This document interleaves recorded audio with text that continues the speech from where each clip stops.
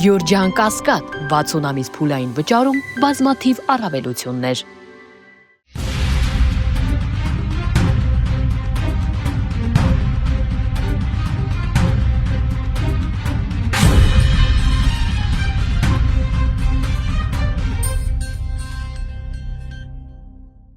Բարև ձեզ։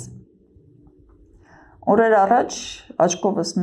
մի հարցազրույց ընկավ, որտեղ պոլիկլինիկայի մանկաբույժը իր շնորհակալական խոսքն է հայտնում Անահիտ Ավանեսյանին։ Մոտավորապես մեջբերեմ նրա խոսքը։ Ես շատ շնորհակալ եմ Անահիտ Ավանեսյանին նրա այդ ապահովագրական նախաձեռնության համար,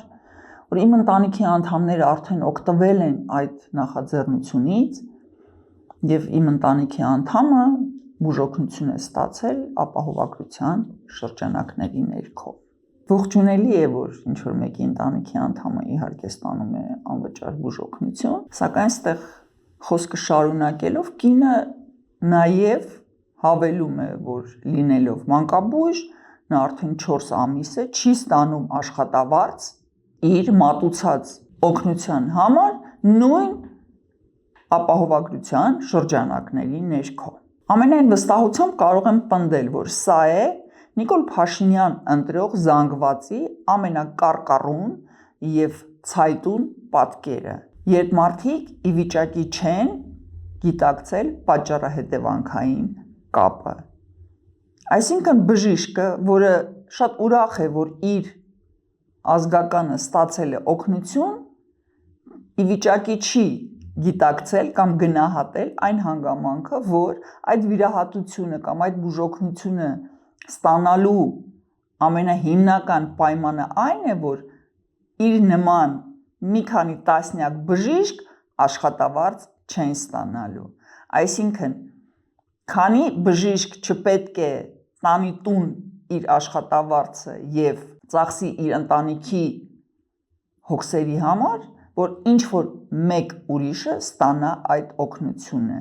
Սա պրոբլեմ է, քանի որ մենք ի վիճակի չենք հասկանալ, որ իրերը ինքնուրույն, ինքնաբուխ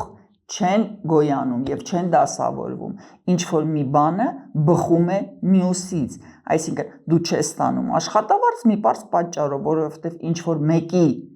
ազգականը ստացել է անվճար բուժօգնություն։ Բյուջեում այդքան փող չկա, որ եւ ձեզ վարձատրի եւ անվճար բուժօգնություն մատուցի։ Այս պահին, քանի որ քաղաքացիական պայմանագիրը խնդիր ունի կաշառելու թոշակառուներին, որոնց աշնանը նեղացրեց 10,000 դրամի պատճառով, նրանք իհարկե իրենց առաջնահերթությունը դնում են թոշակառուների սպասարկման վրա։ Իսկ բժիշկները համարում են, որ այդ իրադարձությունները իրար հետ կապ չունի։ Իդեպ ասած, այստեղ մի ուրիշ կարևոր հանգամանք գոյություն ունի։ Մեկ ուրիշ կին իր շնորհակալական խոսքը հայտնելով Անահիտ Ավանեսյանին առ այն, որ վերջապես նա կարողացել է վիրահատվել եւ վիրահատել է իր լեղապարկը, շատ հանկարծակի բացահայտում է կոռուպցիոն սխեմա, որտեղ տիկինը ասում է, որ ես ունեի լեղապարկի խնդիր եւ իմ համար պետությունը վճարել է 1,800,000 դրամ։ Դուք կարող եք զանգահարել ցանկացած բուժհաստատություն, հետաքրքրվեք նրանց գնացանկով եւ կտեսնեք, որ լեղապարկի վիրահատությունը չի գերազանցում 300,000 դրամը։ Փաստորեն, մեկ վիրահատության համար առողջապահության նախարարությունը 6 նույնատիպ վիրահատության գումար է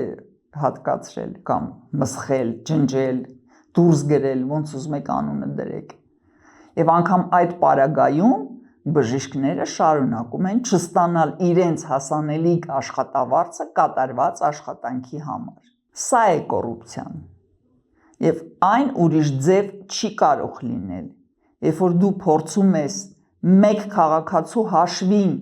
հաճելի լինել մյուս քաղաքացու համար, երբ որ դու 300,000 դրամանոց վիրահատության համար դուրս ես գրում 1,800,000, դա մեծ խնդիր է։ Դա խոսում է մի քանի կարևոր բանի մասին։ Առաջի հերթին մսխում է բյուջեն, երկրորդը մարդիկ չեն կառավարում եւ չեն տիրապետում փողի կառավարման գործընթացին,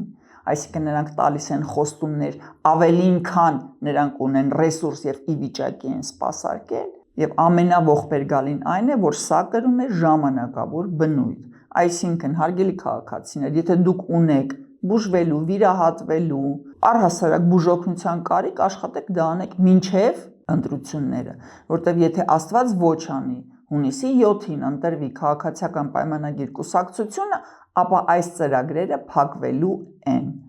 Բյուջեն ի վիճակի չի սպասարկել նմանատիպ թանկարժեք ծրագիր։ Հակառակ դեպքում այսօր բժիշկը իր գրպանից ստիպված չէր լինի վճարել հիվանդի բուժօգնությունը։ Մնաք բարով։